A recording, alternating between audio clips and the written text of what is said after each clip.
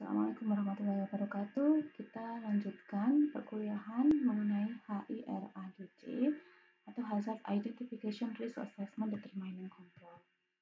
Seperti dalam penilaian risiko bahan biologi, HIRADC adalah istilah yang umum digunakan dalam K3 dan merupakan standar dalam OHSAS dalam satu klausul.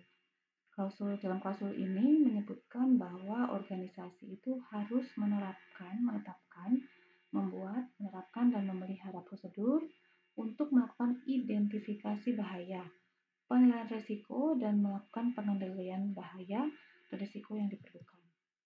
Jadi kita akan melihat bahwa dalam HIRADC ini kita akan pertama menilai risiko menilai bahaya, kemudian kedua menilai risikonya, yang ketiga melakukan pengendalian bahaya dan risiko, tapi harus mempertimbangkan hierarki ya dari pengendalian risiko seperti eliminasi, substitusi, isolasi dan sebagainya. Yang keempat, perubahan dari manajemen, artinya semua ini harus dilakukan secara manajerial. Kemudian pencatatan dan dokumentasi, apakah kita sudah melakukan pengendalian risiko dengan baik dan apa saja yang sudah dilakukan. Kemudian yang keenam, tinjauan yang berkelanjutan. Jadi apakah perlu ditingkatkan apa yang sudah kita lakukan untuk mengendalikan risiko, apakah sudah cukup ataukah perlu diperluas gitu ya, dan sebagainya. Jadi beberapa unsur untuk melakukan HIRADC itu ada kegiatan rutin dan non rutin, misalkan bagaimana cara kita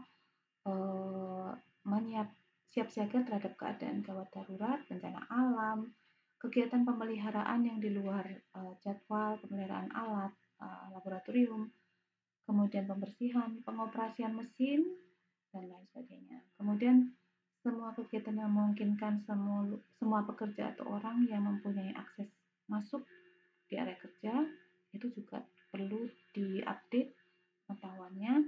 Kemudian juga mengenai perilaku manusia dan kemampuan dan juga faktor manusia, misalkan sifatnya atau ada kesalahan dari pihak manusia, perilakunya, kebiasaannya, stres, dan lain-lain.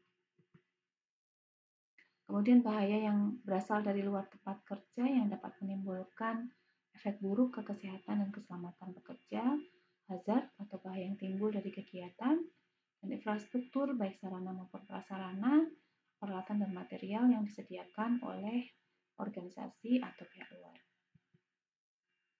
Kemudian apakah ada perubahan atau rencana pada organisasi, modifikasi dari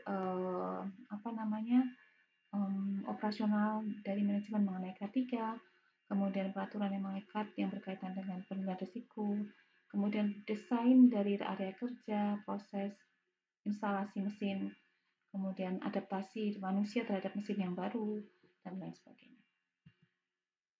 Jadi proses dari HIRDC itu yang pertama mengklasifikasikan dulu aktivitas kerja kita tuh seperti apa. Kemudian kita konsultasi atau melakukan diskusi baik dari pekerja maupun dari pemberi kerja. Kemudian melakukan identifikasi bahaya. Setelah mengidentifikasi bahaya apa saja kita bisa menilai risiko yang mungkin timbul. Kemudian kita bisa melakukan beberapa kegiatan untuk menurunkan tingkat risikonya. Kemudian mengimplementasikan tindakan-tindakan ini, tetapi tetap saja harus melakukan review dari hasil tindakan kita. Jadi untuk manajemen hazard dan risiko, kita yang pertama lakukan adalah mengidentifikasi hazard terlebih dahulu. Apakah hazardnya berupa fisik, kimia, biologi, listrik, ergonomi, dan sebagainya. Kemudian kita juga bisa melakukan pengkajian risiko yang seperti kita pelajari waktu sebelumnya bahwa penilaian risiko itu bisa dilakukan dengan melihat antara konsekuensinya dan dengan pajanannya. Apakah pajanannya sering atau tidak gitu ya? Apakah dampaknya lebih parah atau tidak?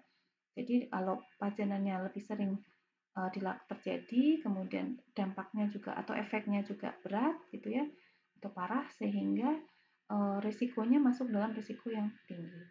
Kalau sudah seperti itu, kita bisa melihat juga mengontrol risikonya. Apakah jadi ada hierarki untuk pengontrolan risiko ya.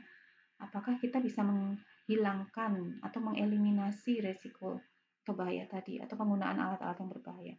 Apakah kita bisa mengganti, kalau tidak bisa menghilangkan, apakah kita bisa mengganti alat atau bahan bahaya tadi, atau kita bisa melakukan kontrol atau perubahan dalam tekniknya secara administratif juga, kontrol SOP-nya, kemudian kepatuhan seseorang untuk melakukan sesuai dengan SOP dan sebagainya. Kemudian juga mengontrol penggunaan alat pelindung diri. Dan alat pelindung diri ini adalah suatu mekanisme pengontrolan risiko yang paling rendah. Jadi, kalaupun kita menggunakan alat pelindung diri yang baik, tetapi sikap kita, sifat kita tidak tekun dan tidak rapih dalam meminimalisasi risiko, atau cara gampangnya kita teledor, maka hal itu juga akan memperbesar tingkat risikonya. Ya, jadi harap diingat PPE ini menjadi atau APD ini menjadi eh, pengontrolan risiko yang paling rendah. Jadi sebaiknya kita tetap harus melakukan segala sesuatu untuk meminimalisasi risiko. Ya. Kemudian setelah melakukan pengontrolan dan mengontrol risiko baik secara eliminasi, substitusi maupun sampai ke dalam APD, kita juga bisa memonitor, melakukan monitor dan review dari langkah-langkah yang sudah kita lakukan. Apakah sesudah sesuai, apakah ini benar-benar menurunkan tingkat risiko kepada pekerja dan sebagainya. Jadi melalui inspeksi dan audit.